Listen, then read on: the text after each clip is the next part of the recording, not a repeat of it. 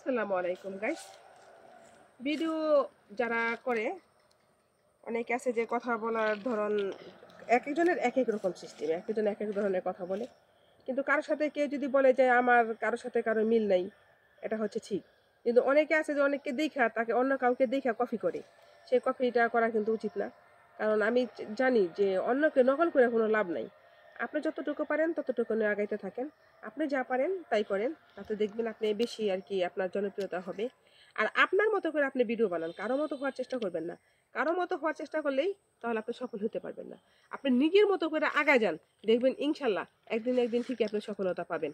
কারণ নিজের মতো ভিডিও বানালেই মানুষ আগাইতে পারে। অন্য কারো মতো কেউ করতে গেলে সেটা কিন্তু ভুল হয়। কারণ নকল করা কিন্তু অনেক কঠিন একটা জিনিস। কিন্তু নিজের মনে থেকে অন্তর থেকে কথা বললে সেই কথাগুলো আপনার কাছে সহজ হবে, অতিরিক্ত সহজ হবে। তাই নিজের মতো ভিডিও বানান এবং নিজে আগাইতে চেষ্টা করেন। আসসালাম।